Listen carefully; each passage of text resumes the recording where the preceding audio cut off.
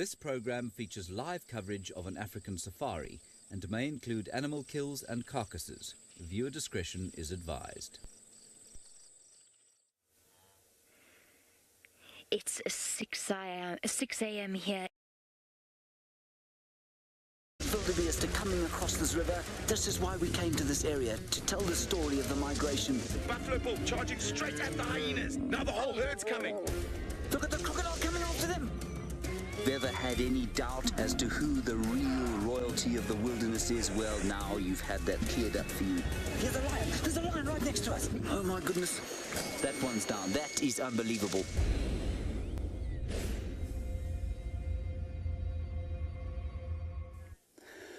Even the darkest night will end, and the sun will rise. Let's hope the wildebeest are holding on to those wise words from Victor Hugo. Good morning and welcome back to Africa for the fourth rip-snorting romp through the grasslands and savannas of southwest Kenya. We're coming to you live from Masai Mara, the stage on which nature's greatest drama is halfway to its spectacular climax. My name is James Henry. This is the Migration Control, and it gives you and me a perfect vulture's eye view of the stories unfolding on the Mara floor. Down in the depths of the African pre-dawn, it is 60 degrees Fahrenheit. Jamie, Brent and Scott have been out following the cats all night long. Now, of course, you are as live as the plethora of wildlife you're about to see. What does that mean? Well, it means that we want you to come on the adventure with us. And you do that using the hashtag #SafariLive. You can send us your questions or your comments. And the first thing I'd like to know from you is how you think it feels to be a gnu in the migration down there in the dark. Terrifying is how I think it must feel. Some of you might be wondering where on the third rock from the sun we find ourselves. Well, I'll show you. We're on a tectonically active part of East Africa, slowly sloughing off into the Indian Ocean, and lots of volcanic activity has made this area incredibly fertile and therefore a haven for abundant wildlife. Now, you've just met these terrors of the grasslands with Jamie. She's been filming them in infrared so as not to disturb their behavior all night long. Let's take a look at what they got up to. Another new week and another new pride. This is the sausage tree pride, or part thereof. And this lioness is rolling in wildebeest dung. I followed another lioness doing exactly the same thing this week. And we thought she was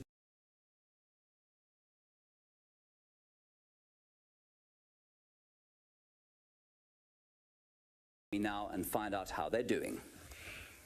You are back live with the pride of lions that James has just shown you, and we've been up with them all night. Just a quick introduction. My name is Jamie. This morning, Dave is on camera with me, and I think that we have an exceptionally exciting morning ahead of us.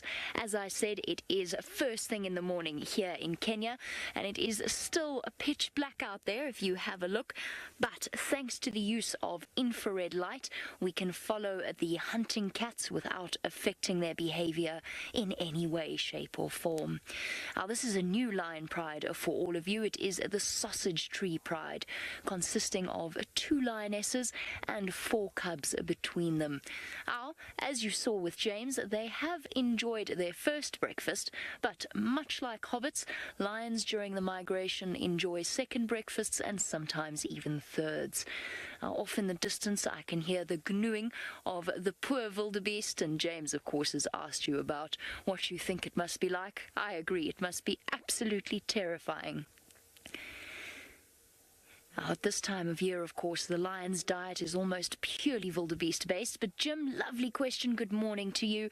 You want to know if lions prefer the taste of some prey over others.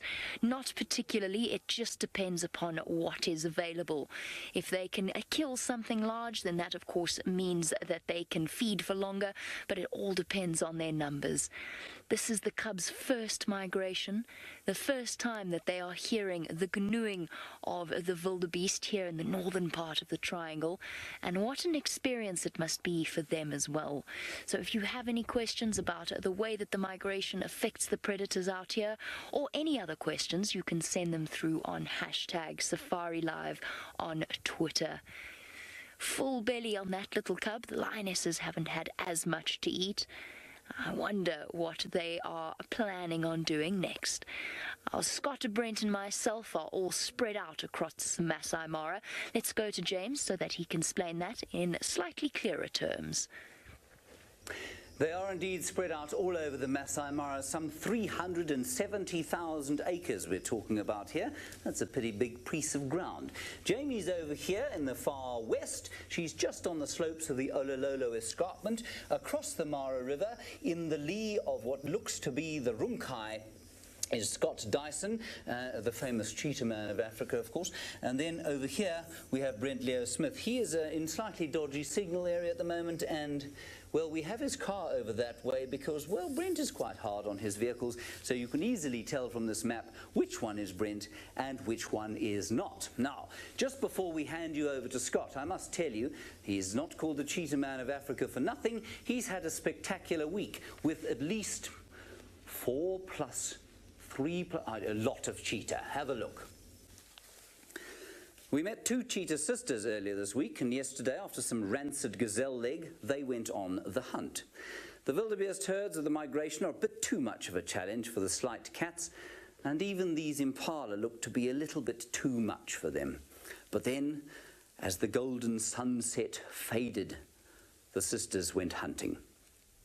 A Thompson's gazelle will keep them well fed, but what's interesting here is that the 5 brothers, just like these cheetahs, are happy to hunt at night. Let's go and find out from Scott how it looked. Hello everyone, my name's Scott. Good to have you with us. I've got Jandre on camera. We've just seen a really beautiful animal called a serval. It's a spotted cat, fairly similar looking to a cheetah, but a lot smaller. And we don't see them very often. They're almost strictly nocturnal in this part of Africa. I'm hoping we can relocate it for you. But oh, there it is, Jandre. 2 o'clock.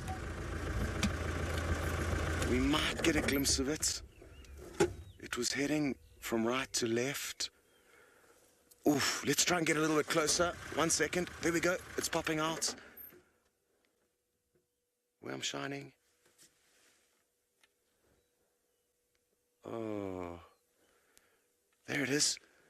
Wonderful. You've got a glimpse of this incredible cat. Like I said, it's called a serval. They hunt small rodents, and you'll notice it uses its ears quite a lot when it's hunting, and it's definitely hunting now. It'll stop every now and then and use those very, very large ears to try and detect any slight rustling or sounds in the grass. And then they often pounce high into the air and then down onto their prey. Well, I'm glad we managed to get you a glimpse of that. I'm going to try and move a little bit forward to get you a better view. And it is, like I say, hunting. We could see it pounce on something. And not a bad substitute, considering the cheetahs gave us the slip at about 2 o'clock in the morning. A coalition of 5 male cheetahs that we were spending time with got up and started moving quite quickly. I'm pretty sure it was to avoid some lions that were roaring very close to where we were. We couldn't find the lions either, so it appears like the big cats in that area were not wanting to see the world today, or let the world see them. And that's fine, because there's plenty more lions and cheetahs in this area. And let's hope it doesn't take us long to find you some action. I'm certainly feeling lucky. I hope you guys are too. Okay, now it's time to try and find the road. And I'm very, very happy we got to show you a glimpse of that animal. I'm sure a lot of you had never heard of it before. And now at least you've got an idea of another spectacular African cat.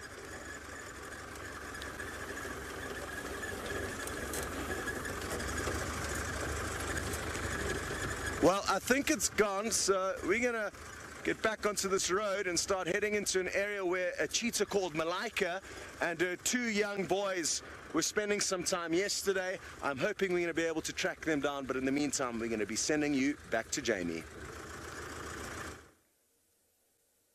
perfect idea, Scott, because of course at the break of dawn is when cheetah are most active. But speaking of active, our lioness is stalking through the night as though she owns it, which of course she absolutely does out here. There are wildebeest probably now about 200 yards away, just beyond the reach of the beams of our infrared, but you can make out their shapes in the distance over there. There's probably about 100 of them. And there she goes, stalking off, little cubs following behind. This is a complicated process for our lioness. She's lost her pride mate, the other adult, and she's got to make sure that all 4 cubs are safe and secure. Once they set off chasing the wildebeest, they panic and run in every single direction. And she's got to not only think about catching one, but at the same time making sure that they don't stampede in the direction of the cubs. There, look, you can see the wildebeest in the background. Gathered together, their eyesight is not nearly as good as the lioness's in the dark. Listen to the sounds of it. And thank you and good morning to Kay Clark. Now, Kay would like to know whether or not lion prides work together. Oh, look, the wildebeest are shuffling, they're nervous. Oh, there they go, they're racing off. They've realized something is not wrong, but they don't know which direction to move in. This is where the lions actually really utilize panic to the full advantage. Kay, lion prides do not. Members of the prides absolutely do. Lions are social hunters. It's the key to their success. They work together as a team, but lion prides are completely distinct entities from each other. The sausage tree pride, listen.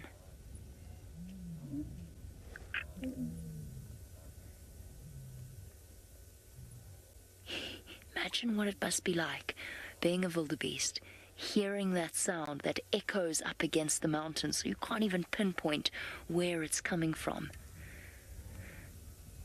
The sausage tree pride is the pride that has a territory right up against that of the Angama pride, who you met a couple of weeks ago with Scott.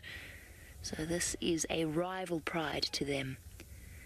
Look at the little cub's curiosity, boldness. There goes the wildebeest racing along in the background.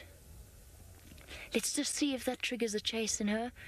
No, I think she's too nervous about the cubs.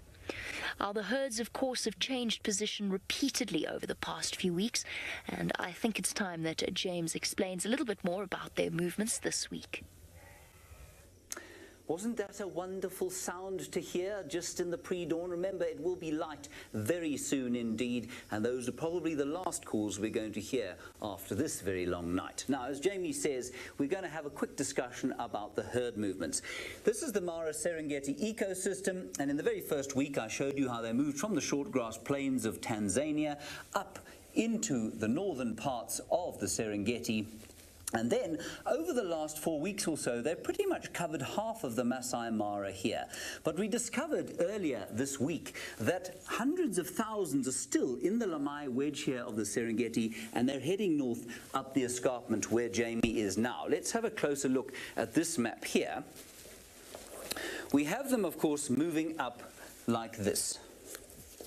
They're coming up the escarpment. This is the escarpment. There's Jamie. They're in amongst her there. Some of them heading towards the Salt Lick area, the very fertile area where they were last week, and others heading into the fertile plains. A lot of marsh areas over here, and that's pretty good for the wildebeest. They seem to steer clear of the water this week. Have a look. There they are, coming up out of the Lamai wedge into the northern parts of the triangle. And as I said, they steered clear of the water and sought out the pastures up around where we are, just below the migration control. Now, while there are thousands here, as I said, there remain hundreds of thousands still streaming towards the Mara from the Serengeti in Tanzania, and we look forward to their arrival, as no doubt do all of the lions. Now, many of you have got hold of us, thank you very much, using the hashtag Safari Live.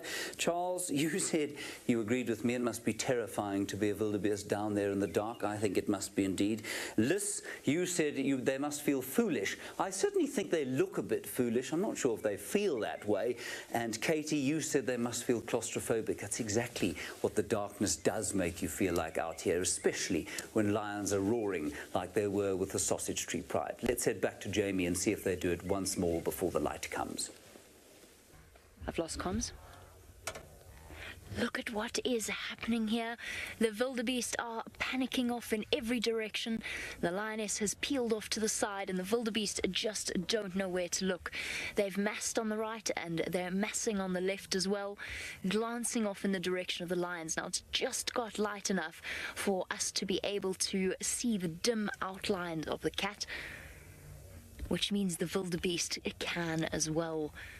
But with this many wildebeest around, as soon as panic sets in, the lionesses will take full advantage of it. There's the second lioness. Where have you been, girl? Oh, they're panicking. They're running straight into the lioness's path. They just need to be that little bit closer.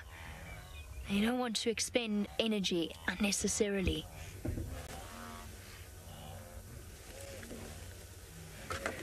There we go. They're moving through.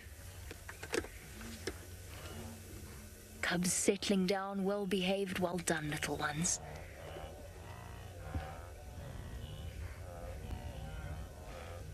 Listen to the sounds of the panicking wildebeest.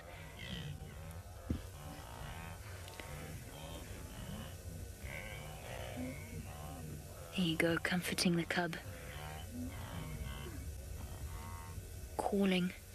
The poor wildebeest, imagine what it must be like to experience something like this. Right, we're going to wait and see how the situation plays out. I wonder whether or not Scott has had any luck in his search for Malika. Well, you wouldn't believe it, but we found another incredibly rare African cat. First the serval, now the African wildcat. And you very seldom see these. This is the first one I've seen in Kenya, and another small predator of the night. Let's hope our luck with the predators continues as we search for Malika, some lion, hyena, or anything Mother Nature is willing to share with us this morning. Now, because this is a smaller cat, we're going to leave it to its own business. It hasn't been habituated to the vehicles like the lion, the leopard, and the cheetah do. So if we get too close to it, we'll chase it off, and we certainly don't want to ruin its morning. So let's rather go and look for somebody that's going to be a little bit more welcoming to us. This is the area where Malika, this female cheetah that we've spoken about and some of you have met, really likes to spend a lot of time. And you'll notice I've been using a spotlight to try and assist in picking up the reflection of the animal's eyes, and then once we know there's an animal there, Jeandre will zoom in with the camera to work out what exactly it is. So we only use the spotlight to try and locate the animals. Once they've been located, we switch over to the fancy infrared cameras.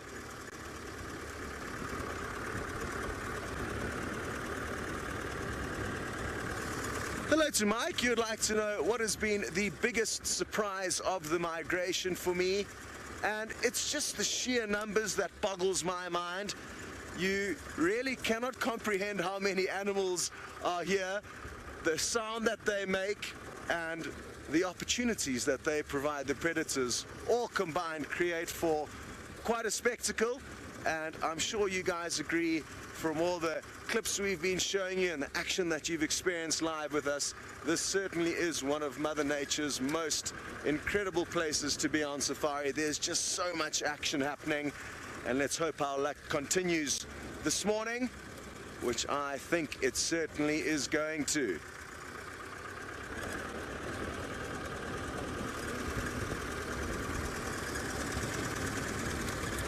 Okay, now we're going to continue searching this area, scouring it for any signs of action, and while we do so, we're going to send you back to Jamie and her lion. Good luck, Scott. I'm sure you're going to find something in the action-packed Masai Mara. So our lionesses, what it is they're doing. They keep calling, but they've got all of their cubs. I've counted all 4. All 2 of them are together. And I can only imagine the kind of panic it inspires in the wildebeest. There goes one, making a break for it. The rest of them are gathered off to the right still.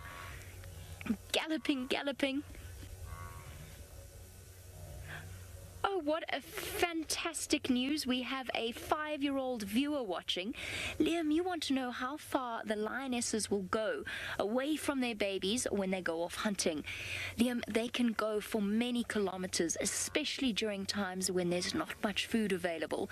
And that must be equally terrifying for the lionesses, because they have to leave their cubs vulnerable, hidden away somewhere, and hope that the cubs stay where they've been put, because there are hyenas out here, there are other lions, there are lots and lots of dangers. So as soon as the cubs are old enough, the lionesses will actually take them with them, and then the cubs will just duck down whenever the lionesses are hunting. However, I would say that most of the foiled hunts that I have witnessed in the past have been thanks to the presence of these little munchkins. They don't quite know what's going on, they kind of want to help, and they don't really know how to do it, and as a result they often tend to spoil the chase. But during the time of the migration, the lionesses are not relying too much on camouflage. There's just so much prey available that all they have to do is inspire panic in them. Now they're 150 yards away from the closest wildebeest herd.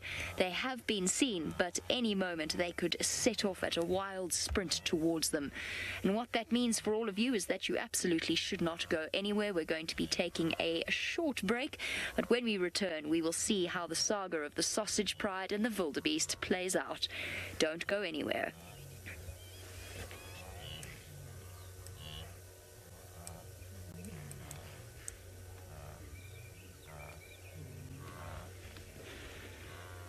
And back to all of you watching on the internet, and I have to say it always comes as a great comfort when we have a moment like this. We had an interesting moment a couple of moments ago.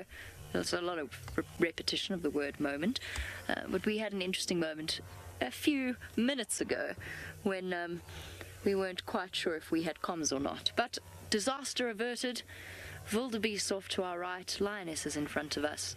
The one lioness has still got quite an empty belly. So last night we stuck with the sausage pride, obviously.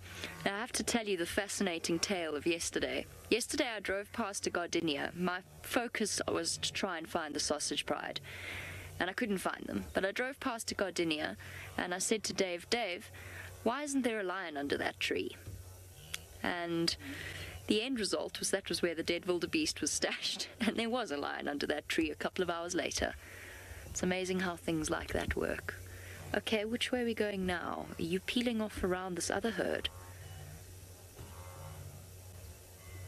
We got enough light, Jamie. You think we've got enough light? Kirst, can we switch to colour? Or would you prefer to do that during a TV audience show? Kirst would like to see Dave. Okay. Alright. Okay. Davy, we're gonna do... Yeah, we're gonna do the transition during TV, if that's alright. Cool. Thank you. IR cut filter back on. Now where are we going? Uh-oh.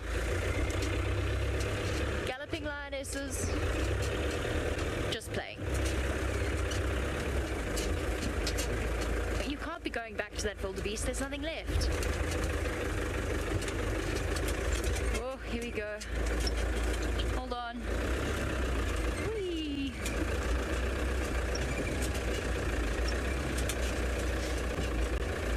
It's much more fun when you can see where you're going. They're playing. Sweet. Oh, hold on, Dave.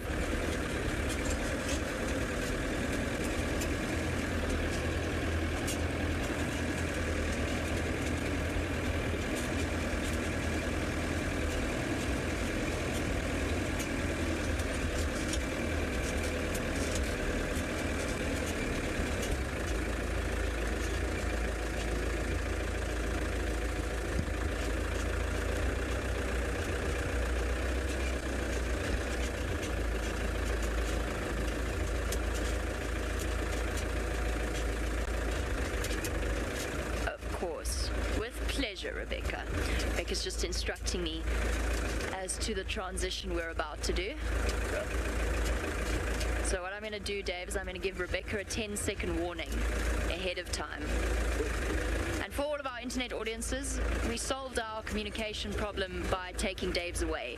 So that's why I'm explaining everything. Dave, we've got a minute. I'm sorry I took your comms away. Oh, that's all right.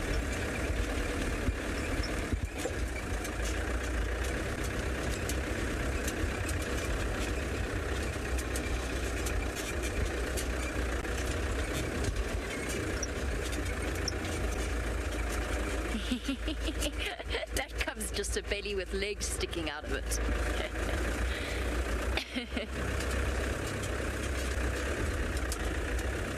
30 seconds, Dave. I'll stop for you in 10.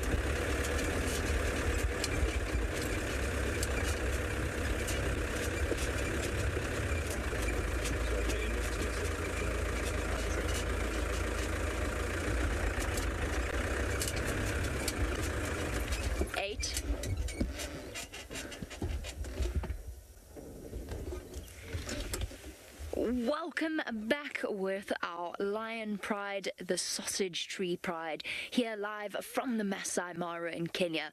We've just seen them tormenting wildebeest, and now they've decided to enjoy some high-spirited play. Racing along, dashing down into a drainage line, which is basically a dried up river system. The cubs are having so much fun.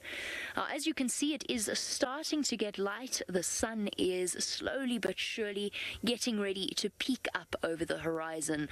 And what that means for us is that we can actually enjoy things in color, which means we're going to switch off our infrared light and show you just how truly extraordinarily beautiful the Masai Mara is. That's the sun rising, lionesses playing, cubs playing, and the view of vast, uninterrupted space filled at the moment with over 1 million wildebeest. Let's go catch up to our lions. As lovely as it is to watch the scenery, I'm sure that's what you want to see. Welcome to Olivia. Now, Olivia, you'd like to know how old the cubs are when they leave the family. Olivia, if it's a female cub, she could stay with her family for the rest of her life. Every single lion in a pride, lioness in a pride, is related to each other in some way. Mothers, daughters, nieces, nephews, not nephews, aunts. If it is a male cub, it will probably leave around about 3 years old. It depends on the circumstances, but they reach sexual maturity around then. And at that point, their fathers are actually responsible for basically booting them out of the area. An instinct drives them as well. They know it's time for them to go off in search of females of their own. And if that process didn't happen, they'd breed with their mums.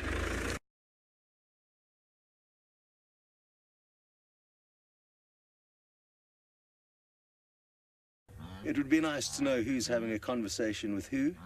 I'm just going to keep quiet for a few seconds just so you can listen to them having a chat.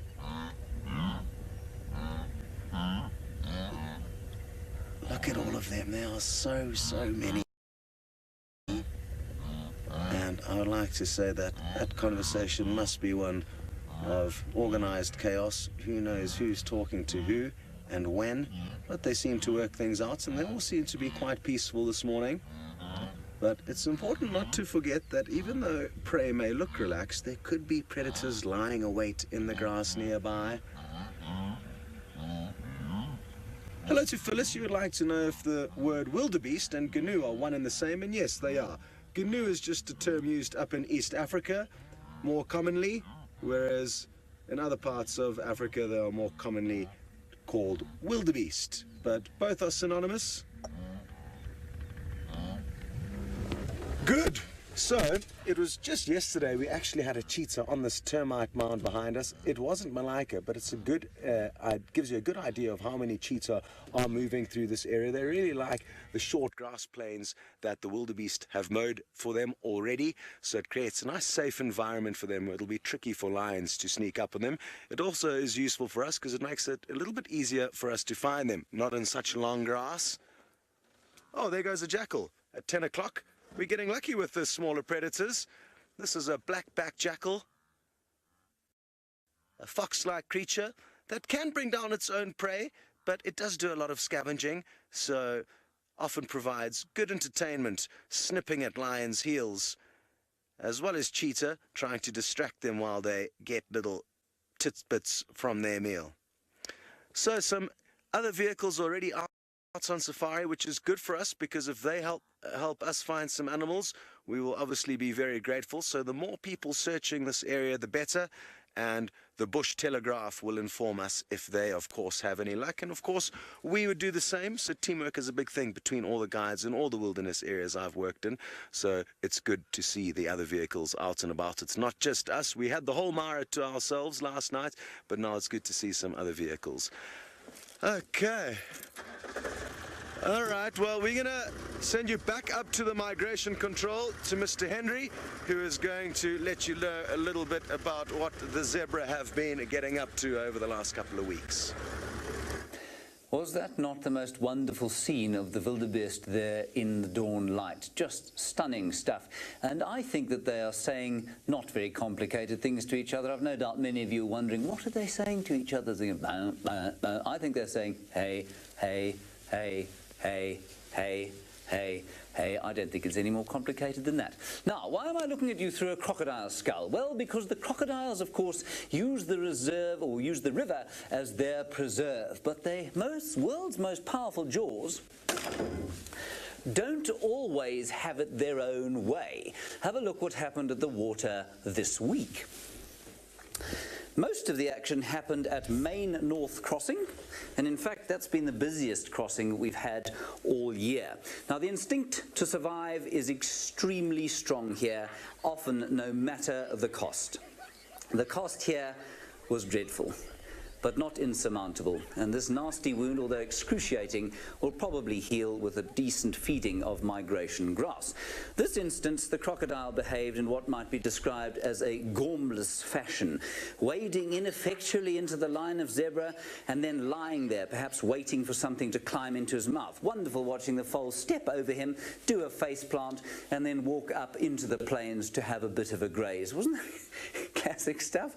It's totally farcical. Now, everybody, we have a great treat for you. You've seen his vehicle over here on its side. You'll be pleased to know that he's still wearing his tablecloth. Let's head across to Brent Smith.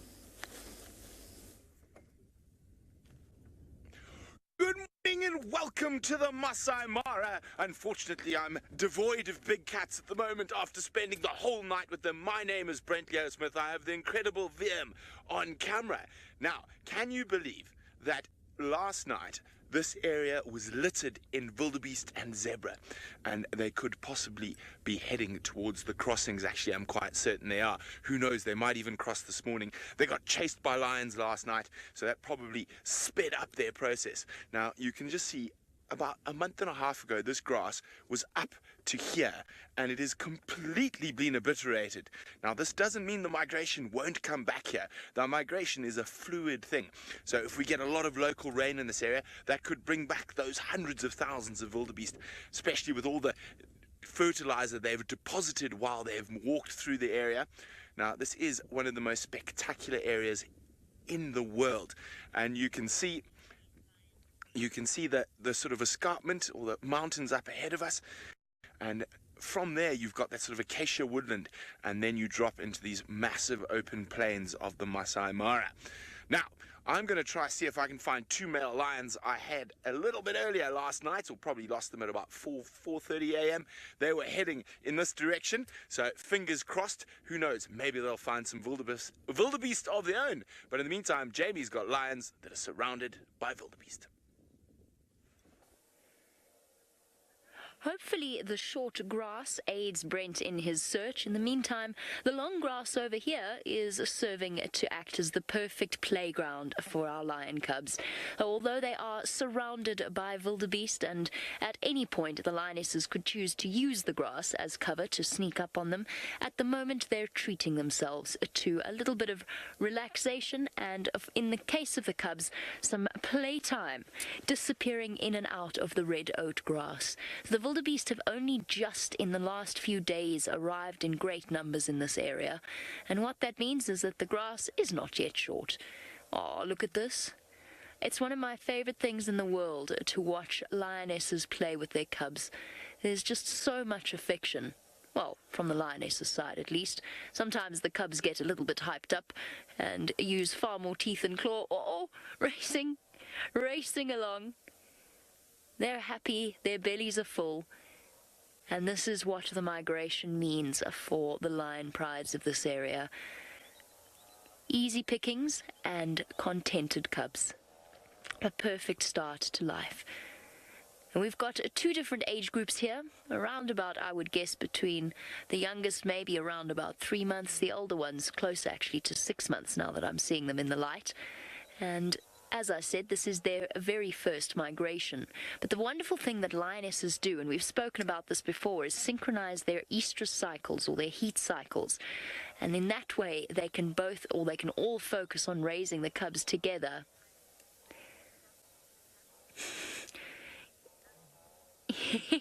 And while our lioness tackles the little cub, we've got another question coming through from Avi. Now, Avi, you would like to know if the lionesses ever get cross with the cubs for ruining their hunts.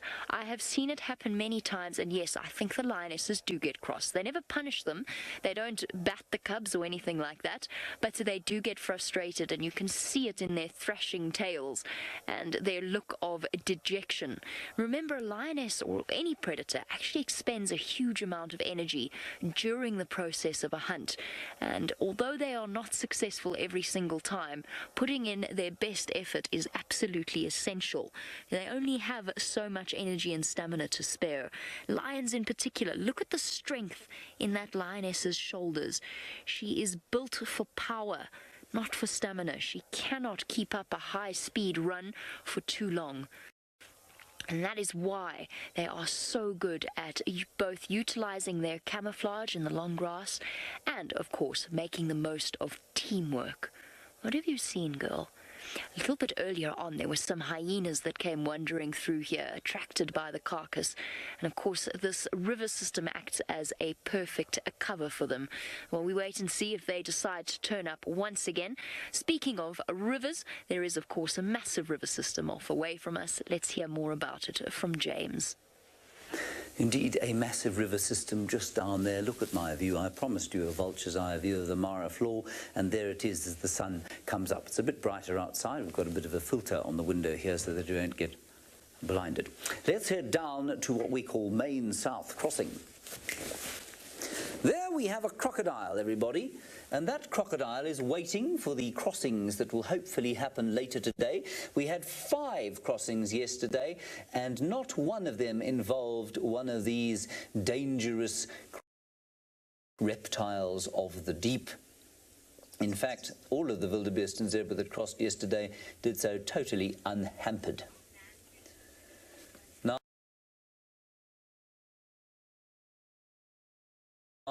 Turbo, you're wondering if land predators are ever attacked by hippos and hippos certainly can be killed by lions. It doesn't happen very often, especially not with full-grown hippo, but it does happen from time to time. And crocodiles and lions sometimes battle it out at the water's edge. If there's a piece of meat that they both want to eat, then often they will have a little bit of a spat. Now, this chap is not a particularly large crocodile. I'd put him at roughly, say, 12 feet or so. They can get up to 18 feet in this area. Now, we've talked about the aquatic predator. You've seen a number, of course, of, land-based predators. Scott has managed to find another one. You've joined at a good time. This absolute brute of a lioness, look at the size of her chest, is about to pace straight past the side of our vehicle. Interesting that she's on her own. She has just let out a loud roar, and I hope she does it again. So she's obviously looking for other pride members. She looks quite well fed, but there's definitely room for a little bit more wildebeest in there. And she's actually heading not too far from that herd we were looking at earlier. So anything could happen. She could join forces with other pride members and then head off into that herd. There's a lot of easy pickings there. I hope she does call again. One of my favorite things to share with people on safari is a lion roaring. Oh, she's going again.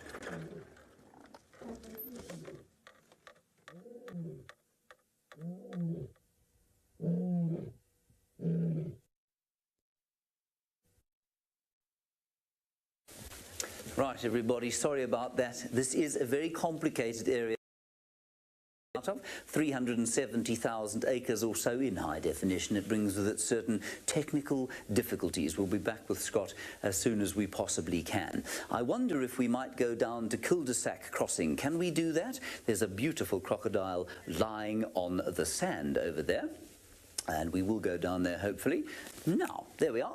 Look at that enormous crocodile there. Just to give you an idea of what they look like when they're not in the water. They look so unwieldy, I find, but in actual fact, they're tremendously agile. And there, next to him, well, I think many people's favourite, the hippo. Lying peacefully after a night out of grazing, and there'll be a whole pod of them in here, thousands and thousands of hippo ply the river bends of the Mara River. This is the Mara River, by the way, the main river system that runs through the Masai Mara. And I think that if I was a hippo, this is where I'd like to live. You have the sort of holiday season during the migration when there's a huge amount of action around, and then for the rest of the year, these gently flowing waters are a very peaceful home for you to be in. Isn't that nice? All righty, away from here and to the west, in the lee of the Ululolo Escarpment, is Jamie Patterson. Let's go and find out how the sausages are doing. The sausages are doing fantastically, and they seem to be, oopsie, in very good spirits. I nearly tipped us into quite a severe river system. That would have been unpleasant. Oh, there we go. Let's just catch up with the sausages ever so slightly. The sausages are providing us with some truly extraordinary scenery. I'm just going to speak a little bit softer. Obviously, the lioness was right next to us. Here she comes, stalking off in the direction of the cubs. Have we got all of them here? 1, 2, 3. I definitely saw 4 earlier. At the around about, I would say, midnight mark, maybe a little bit earlier, the lioness has actually met up with a male lion, one of the dominant male lions in this area. And he's the one that ate most of their kill. And what actually ended up happening was that the male started to walk away, and the cubs, being cubs and curious, like this little one is about to be into the water, cubs being cubs, they decided to follow him. And the lioness had to go off searching, and she ended up, oh, very graceful. She ended up calling for a good hour or so before she managed to get back to the cubs and collect them again. I remember all of this is happening live here in Kenya, which means that the animals tell you their stories rather than the other way around. There's no scripting. We cannot edit what the lions do. Oh, these little cubs are too terribly sweet as they go for their morning drink. And thank you to all of you who've been sending through your questions. It is so special to hear from you, and that's what makes it feel like a proper safari. Jerry, you would like to know what are the dangers to the cubs, or what are the chances of them being crushed in a stampeding or underneath stampeding wildebeest? I would say that they instinctively know to hide away when the lionesses are hunting, but I imagine that it does happen. I couldn't give you an exact percentage of how frequently it occurs, but I would say that it is a distinct danger. I mean, we've been involved in hunts at night where we've had to dodge very quickly out of the way, away from panicking wildebeest, just because they're in such a state when the lions hunt them that they don't really pick a direction. They just go as one unit, and you've seen that with the crossing behavior. It's exactly the same when the lions hunt them. I could, in fact I still can, see more wildebeest on top of the ridge. We really are surrounded. We are right in the middle of the beginning of the migration. Another thing that I can see off in the distance is the beginnings of the hot air balloons taking off, which means that we can bring you the most extraordinary view from the sky. That, everybody, was the actual balloon that Manu is sitting in. Manu's the cameraman in the balloon there, bringing you these bucket list shots here. Now, what I'm going to ask you to do as we float gently down over the world's most romantic wilderness area is tell me in no more than one word on the hashtag Safari Live how it makes you feel to float above this ancient wilderness. That's hashtag Safari Live. One word, please, about how this makes you feel. Think about the smells of the oat grass, the gentle, gentle breeze as this balloon floats through the air. And of course, well, there's also the smell of the wildebeest dung. You can see them off there on the left-hand side. I find it quite a pleasant smell, actually. And we're floating towards some of the herds here, completely at the mercy of the wind. There is no steering of this balloon at all, so who knows what we'll see. This really will be completely surprising, anything that we see on this balloon. Beautiful zebra and wildebeest over there, another huge herd beyond in that marshy area beyond, and hopefully some predators in the middle. Now, don't go anywhere. We're going to go away for a short break. When we come back, perhaps the balloon will find us the Paradise Pride.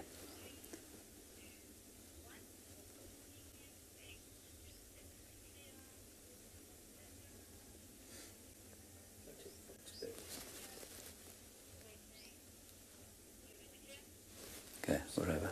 All right, everybody. Hello with the internet. Let's quickly go across to Scott. He's got another canid. Chat ladder. Look at how cool these little animals are. They're called bat-eared foxes, and they are tiny little things.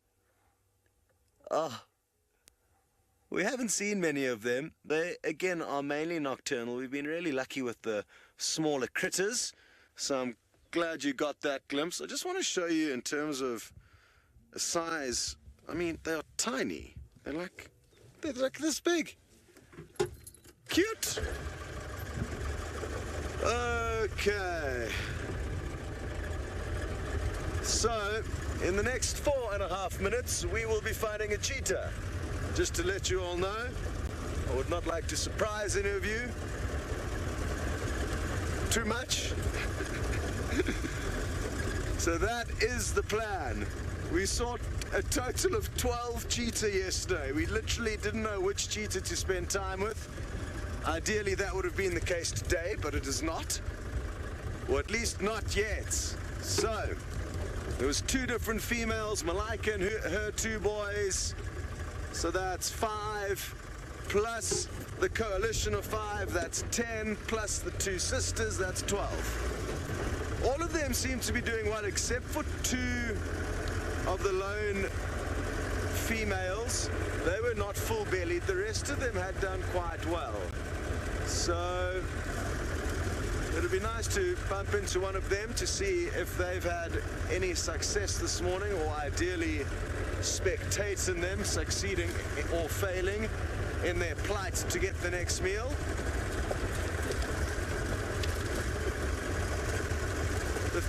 The thing is, the cheetah, they move such big distances in such short periods of time, even when they're just walking. So they could be anywhere, but that is the joy of being out here, just like that lioness we saw earlier pleasantly surprised us. So could a cheetah or a leopard.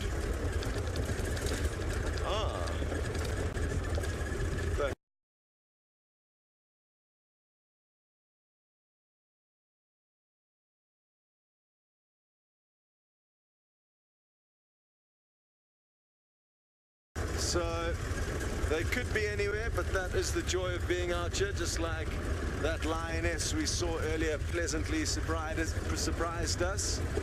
So could a cheetah or a leopard. What to do next?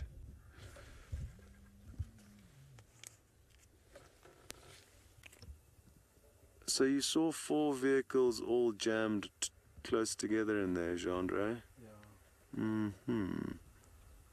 Not visible from here, unfortunately. Okay. Beautiful sunrise.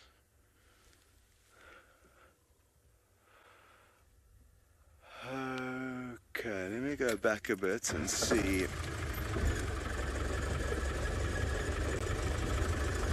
if it's worth... Okay, team, it's been most wonderful having you with us.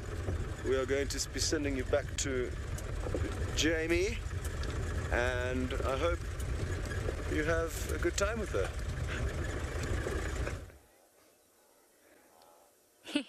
All right, Scotty, are you going to do your safari in reverse this morning? I can't believe the luck that Scott has had. It really has been the most extraordinary morning for him. Bat-eared foxes, absolutely magnificent. And Dave, just to let you know, we've still got 90 seconds to the start of TV. Bat-eared foxes, serval and wildcat. It's crazy. I'm not going to complain, though. I mean, it doesn't get much more beautiful than this. The canoeing of canoes. You must all have been so excited to have seen those bat-eared foxes. Brent told me he found a den actually recently. One day when I have some time, I'm going to go and investigate. I haven't seen bat-eared foxes in a long time.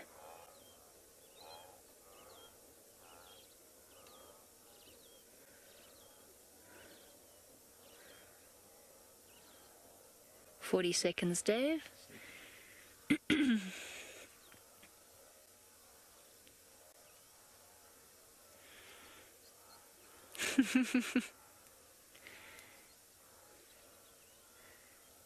Very beautiful. 30 seconds. Oh, and one cub has got either a stick or a leg of a wildebeest. 20 seconds.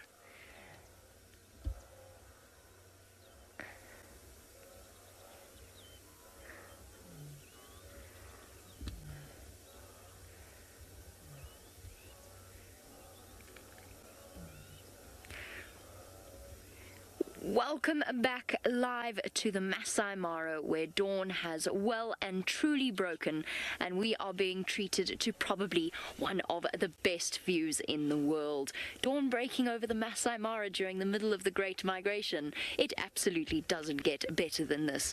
We've been up all night following the Sausage Tree Lion Pride, consisting of 2 lionesses and their 4 gorgeous and playful cubs. They've had their first breakfast and now they're strolling along, enjoying the morning air. It is crisp, clean and cool. Everything smells so beautiful and very dusty. Smells beautiful and dusty and grassy. And there's a little bit of an animal smell mixed in as well with this many wildebeest. Now, because this is a live safari, for those of you that have just perhaps tuned in, you can send through your questions and your comments on #SafariLive on Twitter.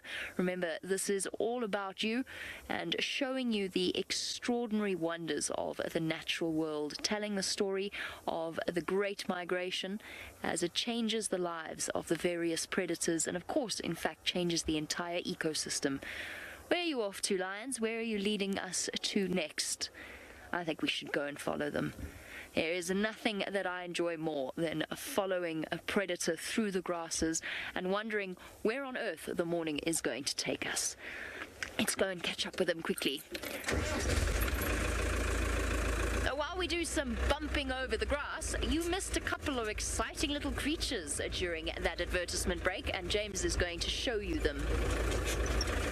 Before we get to the exceptional little creatures, thank you, Ben, for sending through your one-word tweet about how that bucket list Mara balloon safari made you feel. You said it made you feel exceptional. It makes me feel exceptional exactly every time I look at it.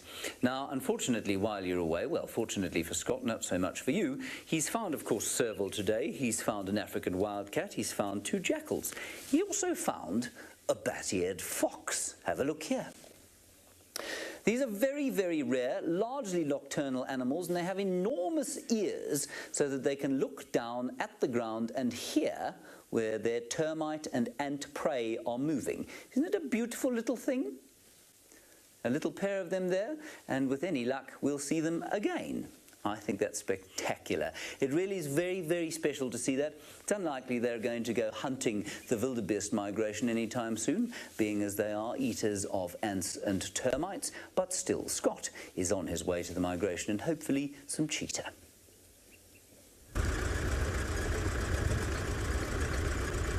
Well, there's a whole bunch of vehicles up ahead here, and like I said earlier, with a bit of teamwork, the word spreads and sightings get shared.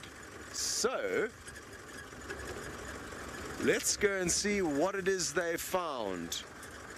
I'm guessing it could possibly be a leopard. Leopard love thick vegetation like this. Maybe if we're lucky, it's up a tree with a kill. Maybe it's nothing at all because there's somebody out their vehicle. One of the vehicles looks like it's actually broken down. This could be a scrapyard by the looks of things. Only kidding. It appears we have found a camp. They're about to head out on safari, so they're not actually looking at anything. And I guess that gives you a good idea of how big this place is. You don't even know where we are. We're going to rush you off to Brent, who's found some wildebeest. Look at that. Isn't that absolutely gorgeous? The sun rising with a herd of wildebeest streaming to the south. Now that ties in to with what I was saying a little bit earlier about how local rains affect the wildebeest migration. There's a massive storm brewing, well actually not brewing, it's breaking. We had thunder and lightning and all sorts earlier down to the south of us, and that's obviously bringing the wildebeest all the way down into the southern areas around the Sand River and further south into Tanzania. So the wonderful thing about the migration, it's a fluid thing, it's constantly changing. Now remember, if you want to ask us any questions about what's happening here during the migration, please do that by using the hashtag Safari Live on Twitter. Now remember, this is 100% live. We don't know whether a pride of lions is going to crash through that herd of wildebeest at any second, and there are lions near us, and I'm hoping they can hear the gnu, and that brings them coming up to the top of the hill here to possibly try find some breakfast. There's also 3 different cheetah that hang out in this area. Good morrow, or good evening, Judy. Judy's wondering, when and how do wildebeest sleep, and how often? Well, it all depends. Most of your ruminants or your antelope, you'll find they doze rather than sleep. So you need to keep a close eye on what's happening. So there will always be one awake. The only animals that really, truly sleep, the sleep of the sort of the dead, are the big cats and predators, as well as elephants occasionally, but they don't sleep for very long. They sleep for very short periods. Isn't that absolutely gorgeous? Absolutely beautiful. Moving towards where the rain has been falling. So everyone sort of assumes there's one big herd of wildebeest. There's not. There's multiple big herds that split up, rejoin, move around, and I'd really love to know the sort of dynamics that goes into the herds. You could sort of just think about this wildebeest going, meh, let's go that way, or meh, let's go that way, and the sort of argument that happens between them. Now, last week, James in Migration Control was very rude about what he called, I think, my tablecloth. This is, of course, a Maasai shuka, and I know why he was very rude. It's because he can't pull off wearing a tablecloth. But anyway, let's go back to James, who's going to teach you a little bit about crocodiles in the murderous Mara River. In my opinion, tables are the only things that can get away with wearing tablecloths. I see, in addition to the tablecloth today, we have a multicolored sort of scarfy type kakoi thing. Really, it is quite intimidating. Joseph and his amazing Technicolor Dreamcoat had nothing on Brent Leo Smith. Good. Now, we have a crocodile skull here. You've seen it already. I'm going to try very much not to have my hand broken.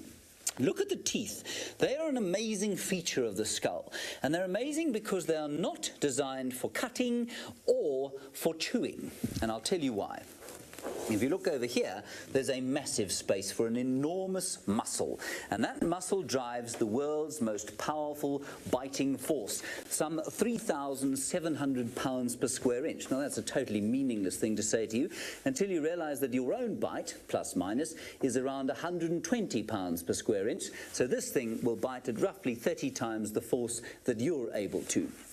If you had teeth like yours or like a lion's, what would happen is that if you bit at that force, you would tear off some flesh from your prey, and your prey would probably then escape. And so you need these grabbing and grasping teeth, just like the ones that pulled that hapless zebra's tail off there. Well, you need these teeth if you have a biting force like that. Now, the crocodiles that ply their trade here in the Mara River are some of Africa's very largest. Take a look at their lives. On the banks and beneath the surface of the Mara River lurks a disreputable reptile. For nature's favorite villain, pickings have been slim for the last 9 months. But now, the wait is over. The migration has arrived. The loathsome dinosaurs of the deep slink beneath the muddy surface as the herds approach. Inexorably drawn to the greener pastures on the other side. The buffet table is set. The wait is over. The crossing begins. Wildebeest, zebra, and gazelle are grabbed by the world's most powerful bite.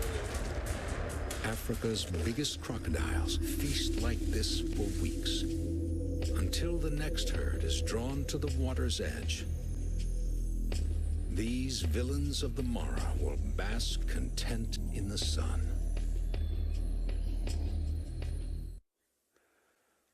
Welcome back to the Masai Mara. We are coming to you live, and this little serval cat is doing some hunting. We got a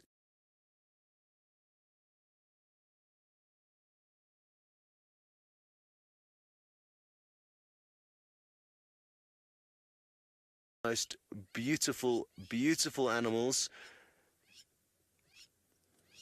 A little bit bigger than a domestic house cat, to give you an idea, and probably now that you can see me, it gives you a good idea of how big they actually are. And they hunt, like I said, mainly small rodents. You can hear there's some lapwings, some birds shouting at it. They know it would also like to snack on their chicks if they've got chicks nearby. And so great to be able to show you one of the less well-known stars of the African wilderness. I love those little white lines on the back of their ears, almost like false eyes on the back of their heads. And that's a young boy. He's quite small, quite a lot smaller than the one we saw a little bit earlier. Hello to Lisa. Yes, this is fantastic to see a serval or any of the carnivores of Africa hunting is an absolute privilege, but especially one like this, one that we see so rarely. And I'm really looking forward to spending more time with them. There's good populations of them in the Mara, so it is something that we can all look forward to in the coming weeks and months.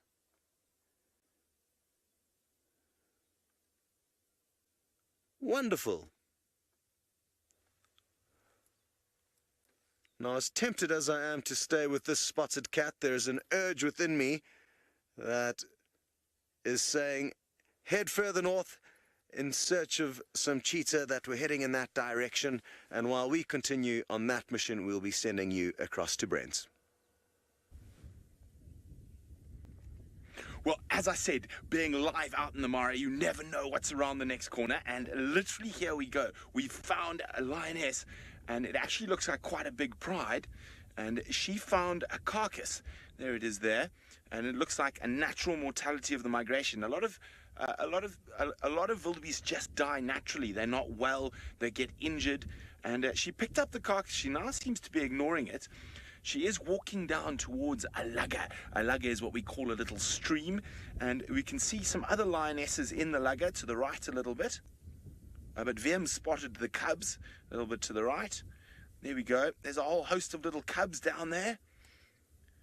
Now, I'm wondering if she's not going to fetch the cubs to bring them back to this carcass, but there is another lioness walking straight towards us at the moment. And that long line of wildebeest we just left is only a couple hundred meters behind us. So maybe this carcass she found is a bit manky, a bit smelly, and with the migration around, maybe she's in the mood for fresh meat and she's going to get some reinforcements. Oh, look at this, they're going to play. Look at this, they're going to play. And in a nice cool morning like this, lionesses can be very playful. So she's lying in ambush for her pride mate. And she gets closer. She's probably going to pounce out of the grass.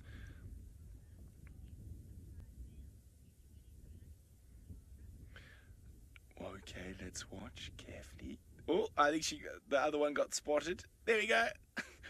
Fun and games. Oh, they're going the opposite direction to each other. That was a bit of miscommunication there.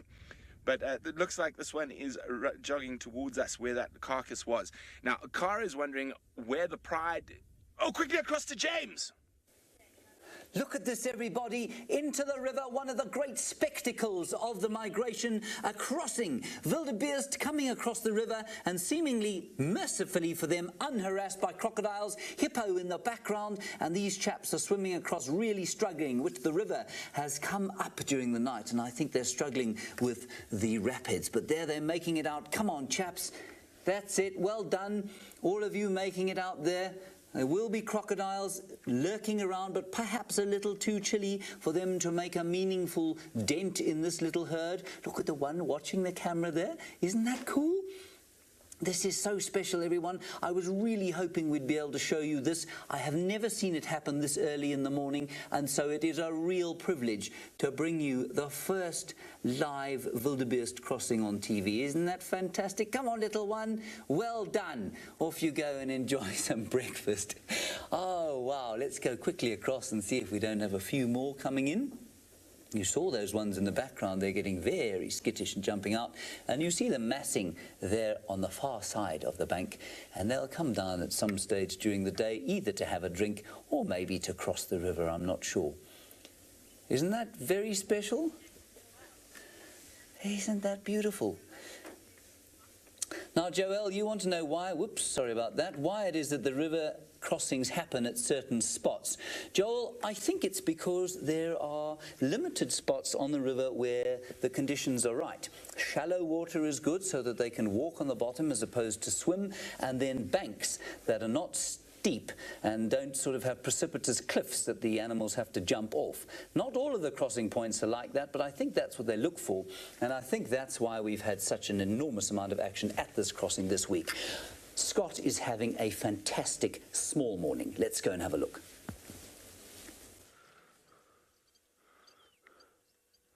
Well, it is all happening in the Mara this morning. All the predators are at it, and look at this pied kingfisher. Look at how still its head keeps as it hovers. Intense focus. And it's doing some fishing. There's some tiny fish that live in this pond, but it's not alone. There's some other birds doing some fishing. Look at these guys. These guys are yellow-billed storks. They're working as a team. There's a hammerkop, the brown bird, which named directly translates to hammerhead for its distinctively hammer-shaped head. So obviously a lot of small fish. Oh, that front bird got one there. And we, like James says, are getting spoiled by some of the less popular stars of the African wilderness, showing us how they go about their business. Oh, that one got, the front one got a little one there. So interesting that this tiny little puddle can provide so much food for 3 different bird species. Let's see if we can't get this kingfisher in action. This is a tricky one for Jandre on camera because it plummets out the sky so quickly. Oh, it decided on aborting that mission. Absolutely wonderful stuff here, and it's a pleasure to be sharing it with you guys live. Oh, it got one. Well done, Jandre. Incredible camera work. Now, what they sometimes do is, oh, no, that one's small enough just to swallow alive. Imagine having a little fish swimming around your stomach. That cannot feel good. Well, from searching for big cats to searching to aerial predators, who knows what we are going to be showing you next. You are going to be heading off for a short break, but be sure to tune in and make sure you find out what is waiting around the next corner.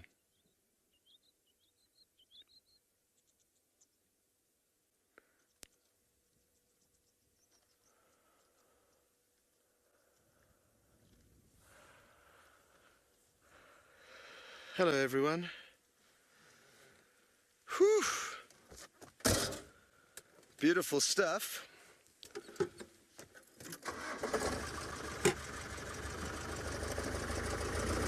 I was midway through a quick pit stop when Jean-Ray told me that Kirsty's linking to me, so it was a bit of panic and pandemonium to get my earpiece all plugged in and make sure we were ready to go live there. But it all worked out. It's absolutely fine, Kirsty. Wasn't that cool? And it seems like this morning we really are getting spoiled with some unique sightings. So let's hope that continues.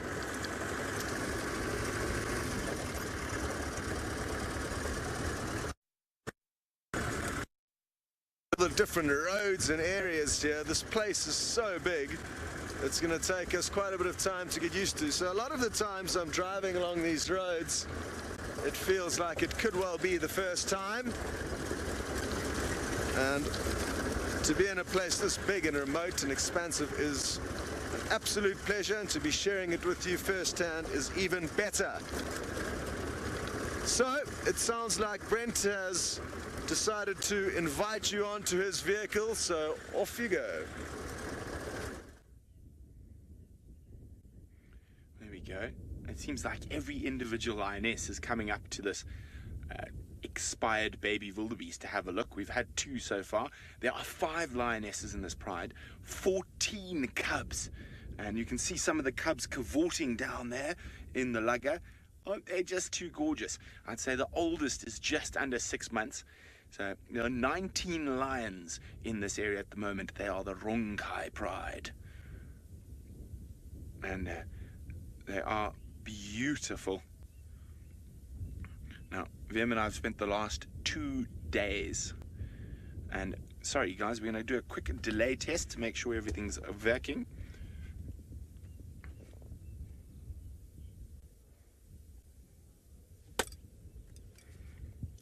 There we go.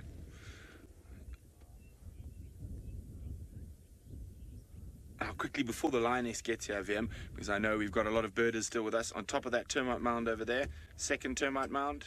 There we go, middle frame. For the birders. Oh no, it flew away. Bye, superb starling. Okay, lioness is about to arrive at the carcass. Sorry about that, VM.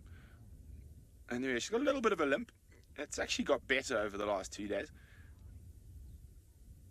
Now, the very exciting thing is, out of nowhere, just behind us, we can hear boom, gnu, gnu, and the wildebeest are very close to us, probably no more than 200 meters. They don't seem to be very keen on eating this carcass. This is the 3rd lioness who's come up for a sniff.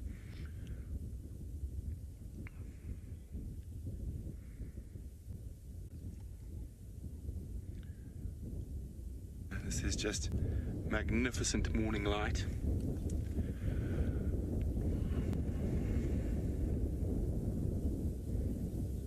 There we go, we can see some of the cubs down in the lugger.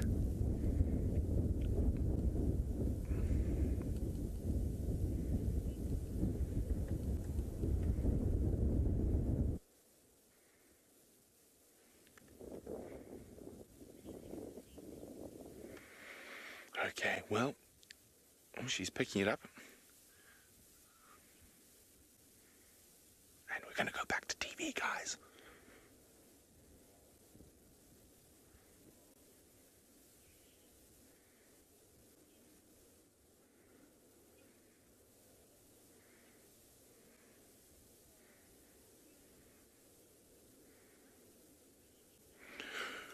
Welcome back live on the vehicle. Now, one of the lionesses has picked up this little carcass. Now, this wildebeest looks to have died of natural causes, and that happens a lot during the migration.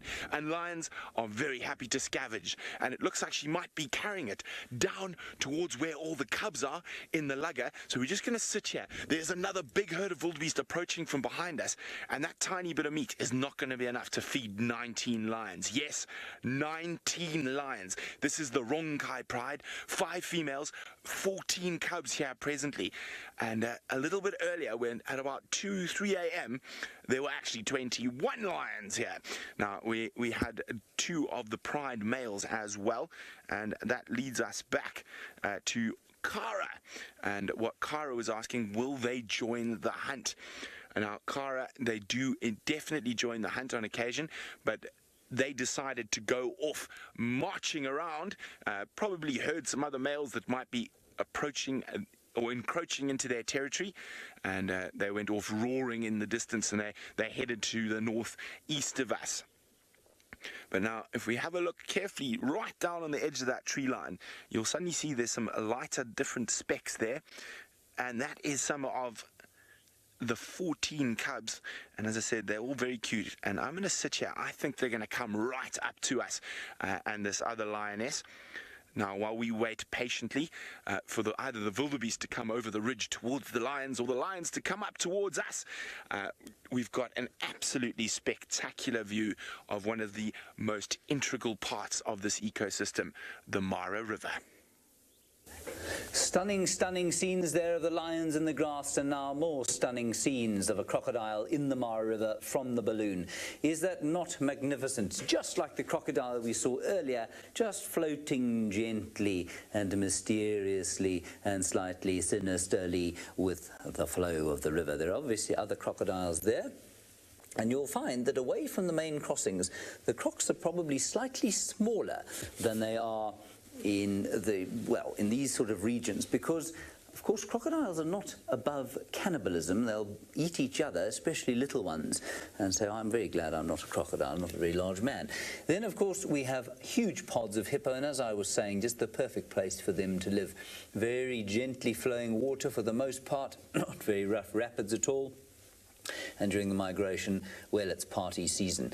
Now, I think this must be a crossing of sorts that we're going over here. It's not one that we have a camera at, but you can see there that the grass has been denuded off that area. So it's either a drinking spot, very popular, or perhaps a crossing point.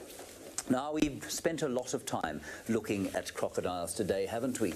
And we're going to continue the game that we have played every week. You may notice that I'm starting to sound upset. I lose it most of the time, you see. The game is called Two Truths and One Lie. And what I'm going to do is give you 3 statements about crocodiles. One of them will be utter rubbish. You need to pick which one that is. And then using the hashtag Safari Live, you can write answer 1, answer 2, or answer 3, depending on which one you think is rubbish. Okay, here we go. Answer number 1 is that crocodiles, this one is eating a digestive biscuit. It's been eating too much migration meat. Can go up to a year without eating anything at all, not even a digestive biscuit. Answer number 2 is that the crocodiles we find here are the biggest in the world. Answer number 3 is that a crocodile can launch itself, well, half of itself, out of the water in order to take some prey. So those are the 3 answers. One of them is absolute rubbish.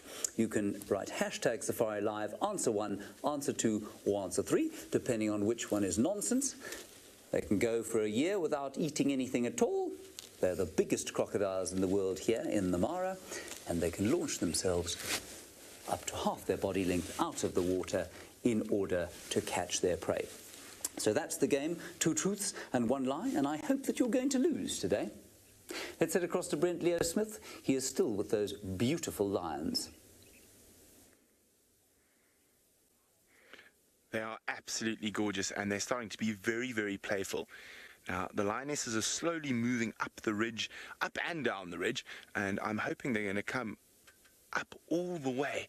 As I say, there's a whole massive herd of wildebeest. I can't see them yet. And they're going, no, no, no. So you're going to have to come back and find out if they go over the hill after this short break.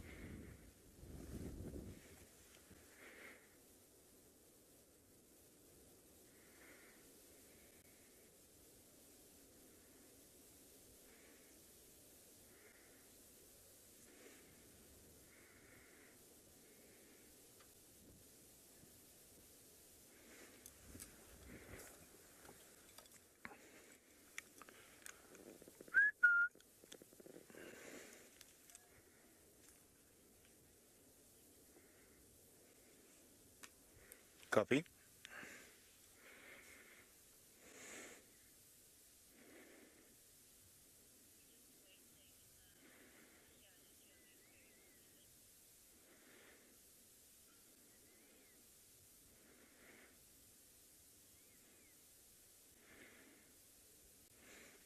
She running off that reedbuck.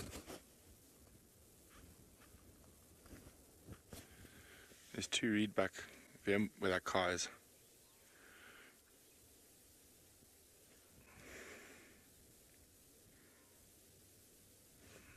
I might move. Ah, the cars are coming.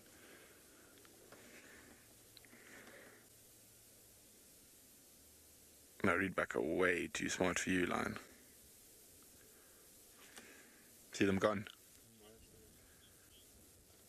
Hi guys. Not sure what was going on there, but our lioness spotted some reedbuck, but they spotted her way before she got anywhere close. Off to the right there, Vim, you can just make out the reedbuck. Now those are boha reedbuck. So now, in between those 2 safari vehicles, off to the right there, and she started stalking them. So there we go. Let's just see if we can get the reedbuck. Keep coming, keep coming, keep coming. More to the right. More to the right. They just wait a little bit wider. They should be hiding in that grass there. Oh no, they've dashed off even further. And well, boha reedbuck have vanished.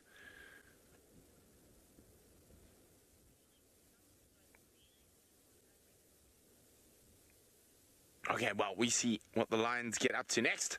Let's go to Scotty, who's got a spotted predator. Well, we have got very lucky here. There are some incredibly cute little hyena cubs, one of which is the one you can see, but the one that's actually suckling is absolutely tiny, possibly the smallest of, look at the size of it, it is miniature. I have never seen a hyena cub that small.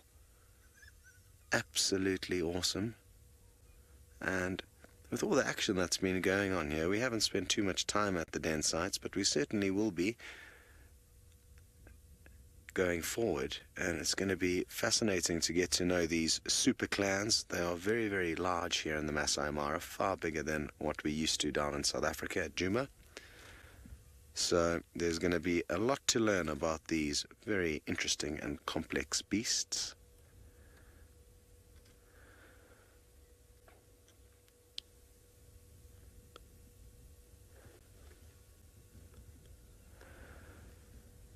There's a horrendous smell, and I'm not sure if it's the hyenas that have been rolling around in something, or possibly eating a rotten carcass that they came across, but every now and then we get this terrible stench. But the cuteness of those little cubs is making it all worthwhile.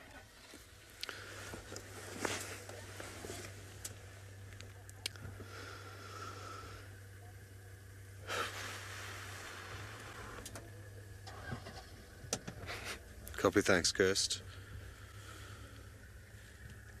So there's been some bobbing and weaving with regards to when we are going to go live, but it will be in the next 20 seconds or so. Inviting back our TV audience,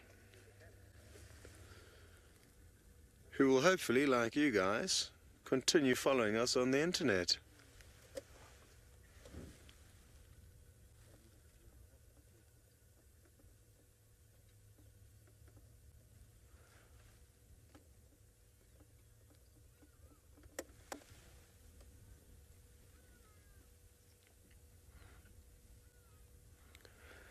Welcome back to the Masai Mara. Now, if any of you didn't like hyena or have heard nasty things about them, I'm very, very confident the time we spend at this den site is going to help change your mind.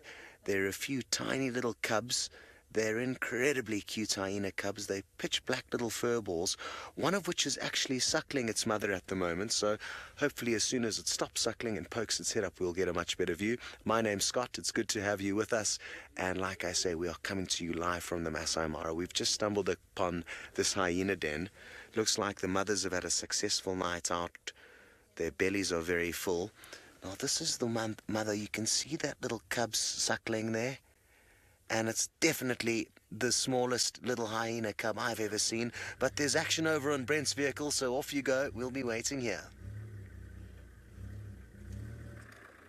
Well, from a tiny hyena cub to a not so tiny, well, still very small lion cub, who's a very brave little boy and taking quite a risk. He's left the rest of the pride, travelled about 150 meters to what's left of this little wildebeest carcass, and he's now trying to drag it all the way down to the rest of the pride, and that carcass probably weighs the same amount he does. And look at him. It's more of a toy than food. He's practicing his killing tactics for when he gets a bit older. Look at that. Now, that shows you that cub is under 6 months old and is already able to pull a carcass of that size around like it was a rag doll. Now, remember, this is coming to you 100% live from the Masai Mara in Kenya. We're with the Rongai Pride. 19 lions, well, we're focused on probably the bravest of all the little chaps. And as he drags that wildebeest carcass away. Now, I've got a question for all of you. And I obviously am very lucky and I get to spend a huge amount of time with the wonderful wildlife, including lions. And I would like to know, what is your favorite thing about lions? Use the hashtag Safari Live on Twitter and tell me what is your favorite thing about lions. I'd love to hear from you. Oh, he got a mouthful of not so lovely wildebeest. As I said, there's something a little bit funky, or there could be something a bit funky with this wildebeest. The fact that the lionesses didn't eat it. I just think that they are so lucky with the migration being around at the moment, that they are so full of wildebeest that they're getting a bit choosy. Now, that ties in perfectly with what Janine was doing, and Janine was obviously using the hashtag Safari Live to get hold of us. And Denise about that. And Denise was wanting to know, how old must a carcass be before a lion won't eat it?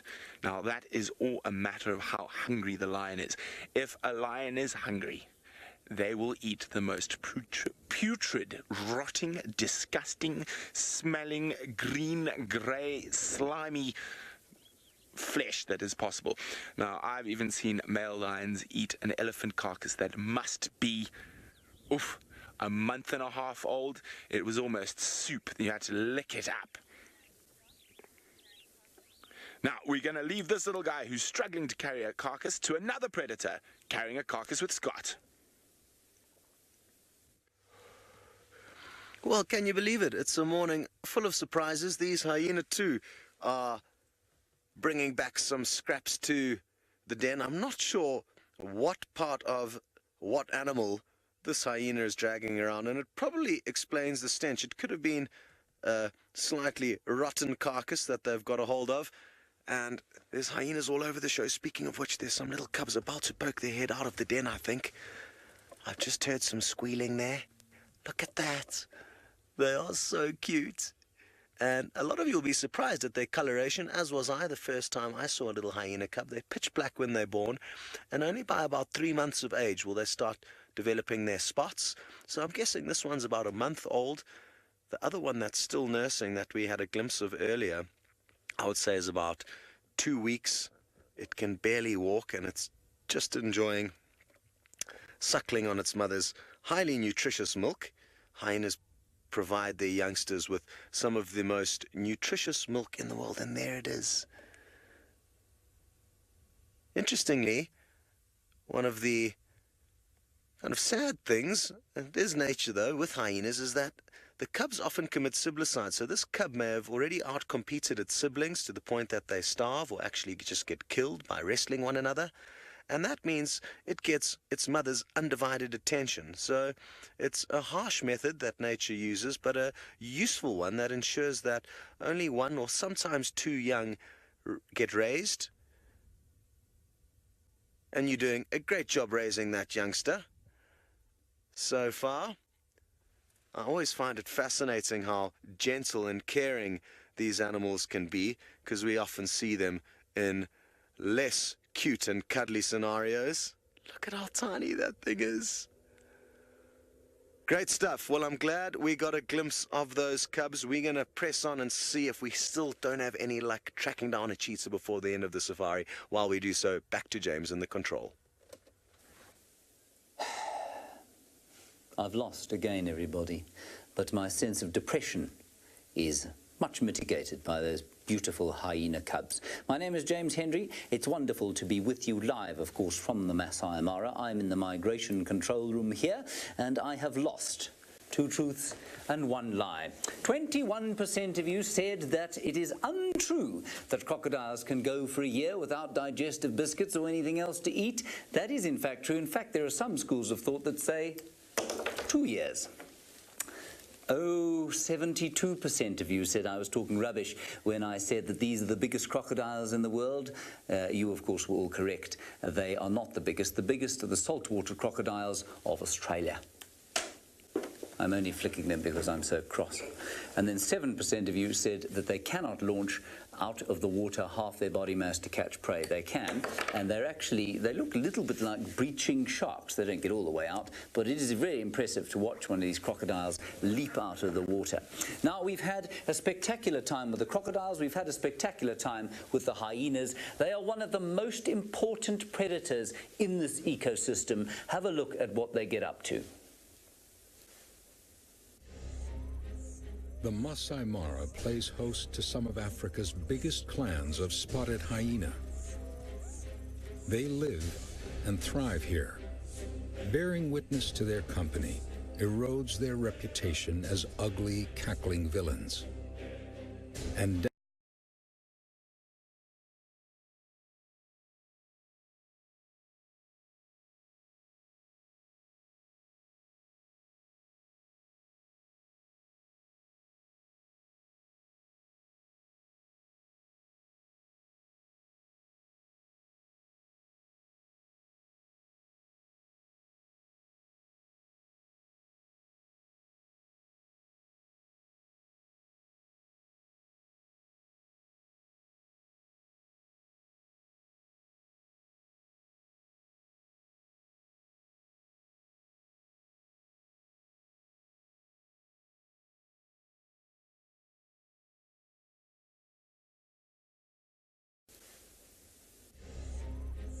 the Masai Mara plays host to some of Africa's biggest clans of spotted hyena. They live and thrive here. Bearing witness to their company erodes their reputation as ugly, cackling villains. And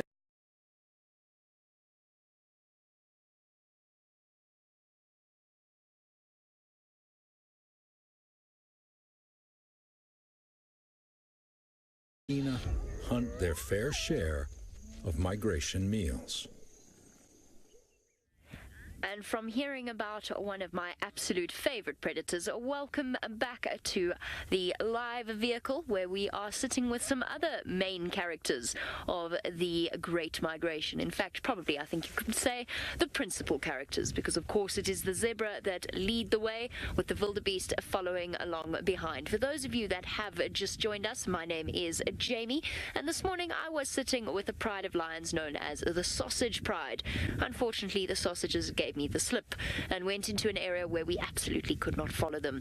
So what I've done is I've moved into an area where the wildebeest and the zebra have come across the Mara River, and today we are in search of a Scar, a massive male lion with, as you might have guessed, a big scar across his eye, and probably one of the most famous male lions. I do apologize profusely for the static sound that you may be hearing. I'm sorry if it's a little bit distracting. It is problems with our satellite. I think you can kind of imagine the amount of work and technology that goes into bringing you a live safari from Kenya. We've got so many extraordinary things to show you that I don't think it should matter too much. Look at that zebra rolling in the dust, joyfully celebrating its safe movement from one side of the Mara River to the other. Now they're all standing on the riverbank trying to work out how they're going to go and have a drink. Hey, look at that. Of course, I think it's safe to say that the wildebeest and the zebra have it the hardest out here. But thank you to Rachel for sending through your question. Rachel, you want to know whether or not the prey animals know that they are prey from birth. Yes, they do.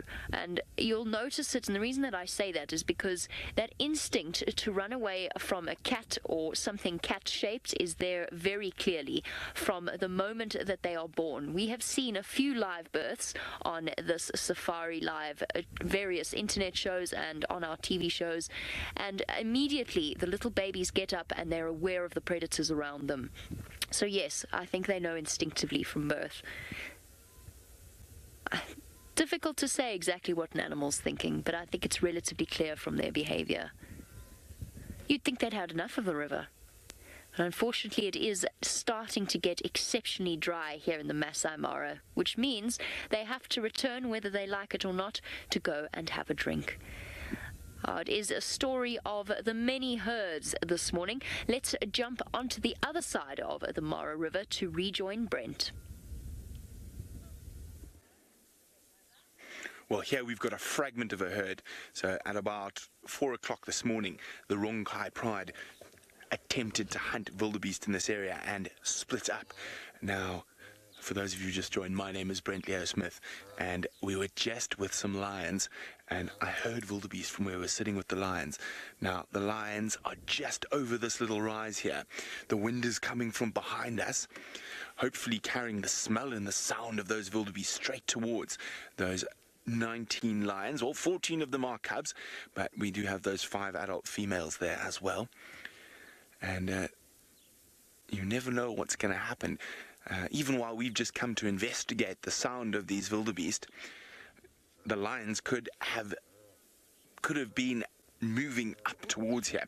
Now, Nate is wondering, how often do prides bring down wildebeest? At this time of the year, frequently, almost daily. But come the end of the migration, when the wildebeest move back to the Serengeti, almost not at all. There are some resident wildebeest that hang about, but 90% of them, 99% of them probably, in fact, disappear down to the south, to the Serengeti, to give birth on the southern plains. Now, I'm just trying to see these wildebeest. Even though they got chased last night, I think they've probably completely forgotten about the lions that are so close by. And you can see most of them are just grazing, getting a good munch on that lovely red oat grass.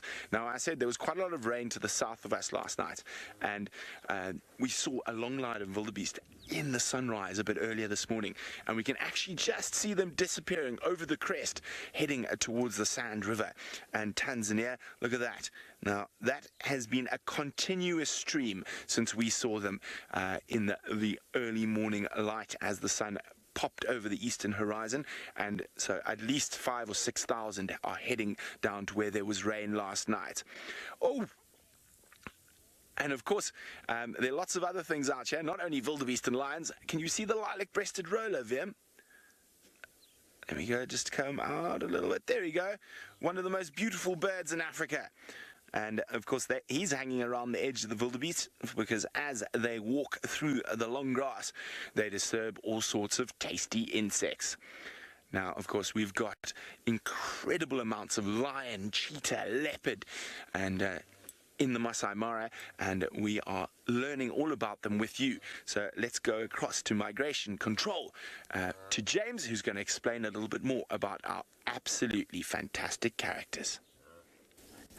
Before I do that, everyone, let me just apologise once more for the static sound that you're hearing over the satellite. We're not sure what that is. Perhaps it's some sort of alien that is hacked into and it is using the bandwidth. I don't know how these things work. Could be a gremlin sitting there having a green cocktail of some sort. My imagination's getting away from me. So I do apologise for that. We are trying to rectify the situation. As Brent said, lots and lots of characters, and slowly but surely our character wall is filling up. Musketeer cheetahs, we met Malika. I'm sad you didn't meet, or you haven't just yet met, the 2 cheetah sisters. The Burungat Pride plying their trade down here, the Notch boys over there dominating this area, 3 or 4 prides, and now of course we have the Sausage Tree Pride, affectionately known as the Sausages. Yes indeed, there they are, And there are some interesting things about them. First of all, the fact that they are pretty easily identifiable from these ears of theirs. Their right ears are totally mangled to pieces. This one, a very distinctive nick on the right, and this one, a very distinctive sort of, not a nick so much as almost a, well, a piece missing out of the top, and also a bit of a mangled left one. So quite easily identifiable. They live very close by to the Angama pride. The Angama pride up here, the sausages just around here. Very small territories in comparison with some areas, and that's got to do with the richness of the prey. And I think that you will find that although we talk about how desperate things must be without the migration here, I think all of these prides make a pretty good living before the migrations here. And I think that when the migration does arrive, what it is a bit like a big banker's bonus. I think they have a great time, but otherwise I think during the year they do very well in the Masai Mara. Let's head back to Jamie now and find out where she's heading. I'm heading to see if I can find one of the male lions of this area. I mentioned Scar, but of course he is part of a 4 male strong coalition of male lions. But I've been distracted by the various wildebeest that have come cantering along past me. You find that after the wildebeest have crossed the Mara River, they tend to be exceptionally panicky. I can hardly blame them. It is such an extraordinarily tenuous situation to be in, climbing over the backs of crocodiles at times. And often you'll find that the little youngsters are separated from their mothers, and you get this cacophony of calling. These two have been fortunate, that is, mum and little one. But it doesn't always work that way, and you see them wandering around searching for their mother or offspring. Well, speaking of lions and the lions that I'm searching for, it seems as though James has spotted them on the river. Look, everyone, a Paradise Pride member, I think, just about where those wildebeest crossed, and I wonder if she isn't thinking about moving to where the crossing is and then picking up one of those wildebeest. Let's just zoom out. Oh, it's a lovely picture. The wildebeest crossed just to the left-hand side of the picture, over there. Now let's follow her, because I suspect that she's looking for those herds. Now, if you have just joined us, if you haven't been with us for the last 4 weeks, well, shame on you, but we'll forgive you. And what I need to tell you is that the Paradise Pride very cleverly go up and down the banks here, in amongst the grass, using the contours of the banks, and they specialize in exhausted creatures that have either just finished the crossing or in terrified creatures that have just about jumped into the water. Now, you have a very interesting name, Open Pond. Open Pond, you want to know how lion prides get their names. Most often it's from where they live. So the very famous Marsh Pride, which lives not too far, well, used to live not too far from where the Paradise Pride lives. They got their name from, unsurprisingly, altogether now, marsh. Yes, and the Paradise Pride gets its name from the Paradise Plains, which are just behind where that lioness is sitting. The Angama Pride, of course, takes their name from the Angama Lodge, where we are very privileged to call ourselves at home, and that's perched on the Olololo escarpment here. The Sausage Tree Pride apparently like sausage trees. Now, I don't know about that, but there is obviously a big Sausage Tree Pride in their territory. Burungut Pride, they're very close to the Burungut Bridge, so that's why they've got that name. I'm just going to try and zoom in. The camera does struggle a little bit in light like this, and so if I do lose focus, I apologize. But I think this lady was a little bit late out of bed this morning. Otherwise, she may have had more luck with the wildebeest here. Oh, she's a very distinctive lioness. Can you see she's missing her is she missing her ear? Yes, she is. She's missing her right ear entirely. I don't know that she is part of the Paradise Pride. She might well be part of what we call the Serena North Pride. And everything gets very confused when the migration is in town, so she could be part of the Serena North Pride, extremely distinctive there, no right ear, probably ripped off in a fight with a hyena or some sort of contretemps with a male lion. Isn't she cool? I love finding lions like this because I find it very difficult to identify them. Individuals, and she's just staring wistfully over the river towards the herd that escaped her claws and teeth. Bad luck, my dear. Better luck next time. I think on a hot day like today's going to be, there's going to be a huge amount of activity over the river all the time. So if you bide your time, which lions generally do, I think there will be another crossing or two somewhere up and down this river. Isn't that a beautiful shot? Let's head back to Brent now and find out how his lions are doing. Oh, he's got something else.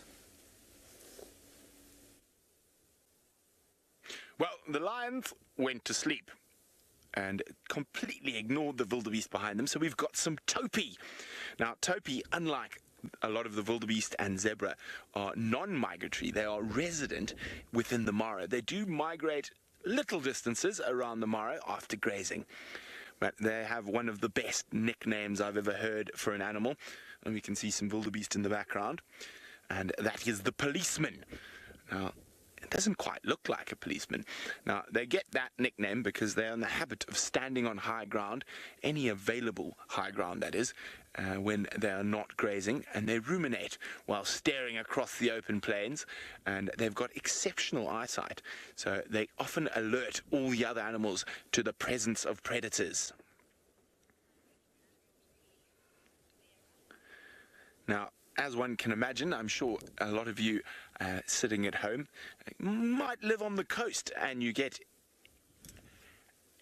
attacked by holiday goers during the summer months, especially if you're on the beach. Now, imagine that's what the topi and whatnot feel like, and that ties in with what Vera is saying. When will these wildebeest and zebra leave, and leave the Masai Mara to the residents like you Floridians back in the States? Well, it depends, as I said, on the year. It changes every year depending on rain and availability of grass. So, Vera, I think probably sometime in October this year. There's another one of the, well, it could be resident, could be migratory to the left. You see him there, hiding from the wind on top. There's a male Tommy, got no girlfriends, unfortunately for him. Now, some Tommies will migrate with the wildebeest and zebra. Others will be resident here, and you can see he's ruminating. He's been grazing, so now bringing up the cud and chewing away. Now, that, of course, is the cheetah's favorite food, and one of the reasons I left the lions, because they were, well, the main reason is they were snoozing, and this area is home to a very beautiful female cheetah named Amani.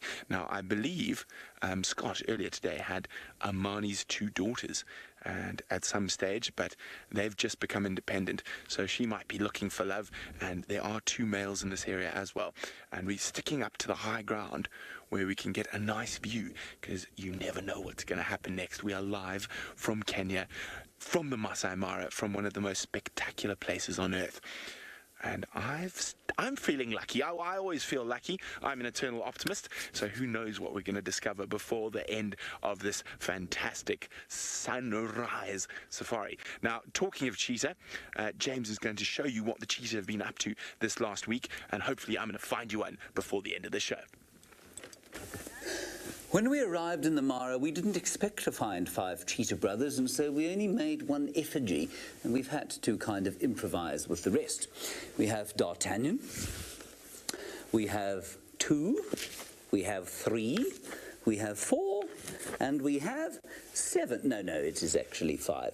There he is over there. So those are our 5 cheetah brothers. They've continued to absolutely thrill us this week. Have a look.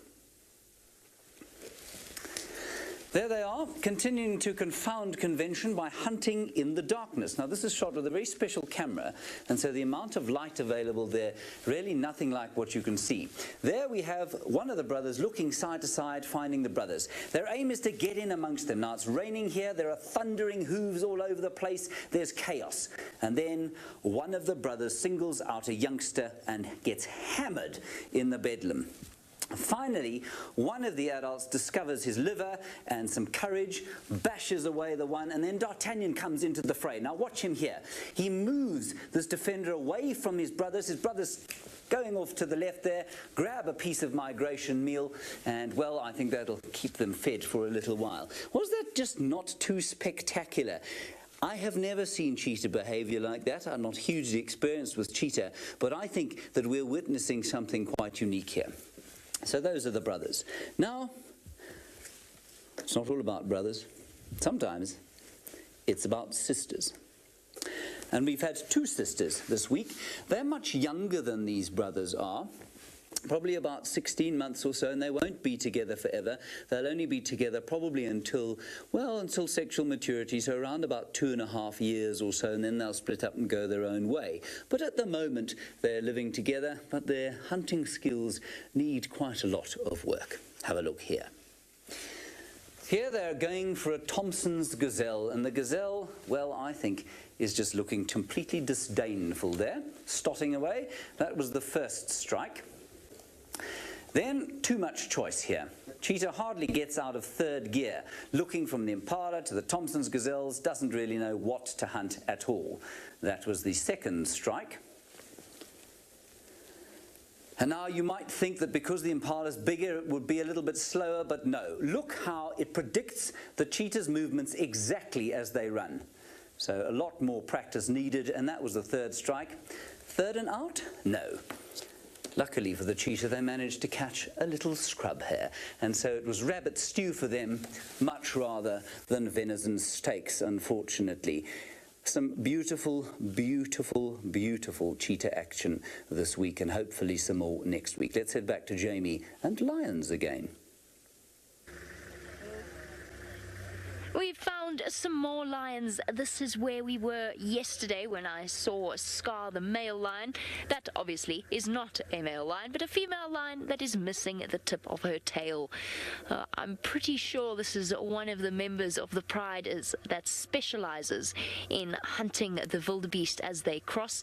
And what I've noticed these lionesses doing is they wait for the wildebeest that have made it across the river, because a lot of them come through with seriously painful injuries.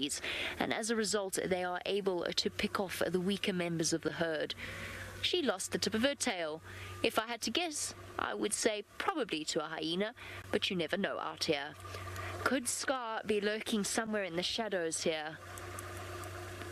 But while we wait and see whether or not he pops out, we have a question coming through from Julie, who would like to know whether or not there are any lionesses that are not part of a pride. Very, very rarely, every now and again, it happens where a lioness has lost the rest of her pride or perhaps dispersed, but it's very, very uncommon. Lions are social cats. That is what they are instinctively created to be, and they spend as much time as, or they will always be together in a pride. Thank you so much for sending through your question, Julie. Remember, hashtag Safari Live on Twitter to share your thoughts and your questions. Oh, she's lying down so kindly for us. Is there any chance that there's a male here? I'm still casting about to try and see whether or not he is around. I will have to just do some repositioning here because we're very much in the way of some of the tourists that have come to see what's happening over here. They, of course, bring plenty of money into Kenyan conservation. Since our lioness is lying up for now... Oh, there's Scar. Do you find Scar? Is it him? It is. It is him. Oh, that's fantastic. So exciting. There you go. For those of you that are new to the Masai Mara, this is one of the most famous lions in the world. A brief head pop-up just to show you his face, and of course that world-famous scar, acquired through many years of being a dominant male lion. Let's go back to James, who's got a better view of some lions stalking the riverbanks. Beautiful stuff here. Ooh, there we go. And she's having a drink. Now, those vehicles in the background, everybody, don't worry, they're tourists. And as Scott was saying, they're very helpful in finding all of these wonderful creatures. And there we've got a lovely view of her not-so-lovely right ear. Sorry, my dear, but it does give you a fairly distinctive look. And I don't think male lions are too fussy. And so you probably haven't suffered too much as a result. Isn't that gorgeous? Oh, that's very special indeed. All right, I'm going to move slowly around here. and just give you a quick look at where everyone's ended up today. We've got the herds of wildebeest over there. Yeah, there are one or two around where Brent is, one or two around where Scott is over there, but the bulk that we've looked at today in and around this area, and in fact moving into the marsh area there. Jamie is sitting over here now, so there's been quite a lot of movement from all of the teams out there in the field today. That's the state of play today. I think that these wildebeest are going to spend more time. I think there are going to be bigger numbers coming up during the course of the week. There should be a lot more crossings, so keep watching us on Facebook, and we'll go live whenever there's action. If you have enjoyed the show today, well, you can follow us every single day, #SafariLive. You can just Google us. You'll find the feed that works best for you. We take 2 daily safaris, and we're out on Facebook every day. Otherwise, we will see you 11 p.m. Nat Geo Wild. That's 11 p.m. Eastern Time in the United States next week. Until then, I bid you a fond farewell, but I'll hand you back into the field with the lions. Well, that's exactly where Scar was, right in the distance. We're sitting on the crest. Unfortunately, Amani, the female cheetah, is nowhere to be seen. But lions, cheetah, leopards, hyenas everywhere. That is the joy of the Masai Mara. And we're with another herd, this time a zebra herd, who's also heading south in the same direction where those wildebeest were heading, towards where there was rain. And it astounds me every day that we're out here, how you never know what's going to happen, and you learn something new every single day. So we're going to say toodles to the zebra, and don't forget, this is going to happen again next week, but we got a really special surprise to end the show. Let's go find out what it is. I cannot believe how perfectly this worked out. I was just berating myself a few moments ago for taking the risk and racing all the way from where we were to where we are now, but it has paid off in the best possible way, in the form of, for most of you, an introduction to a truly extraordinary male lion. Our male lions, I've noticed here in the Masai Mara, are all utterly beguiling, but there is none so charismatic, I think, as Scar and his instantly recognizable facade. There's the lionesses, his pride gathered together. There's 3 of them in this particular group, and he could not look more content if he tried. There's going to be a vehicle passing through, and unfortunately it is nearly time for us to say farewell to all of you. We're halfway through already our migration special, which has been an absolute pleasure to share with all of you. There is so much more for you to see. You've seen the wildebeest coming across the river. We've introduced you to some of the most extraordinary predators of the Masai Mara, and now it's only up from here. He's just magnificent. Look at that fantastic floppy nose. One last view, he's sitting up.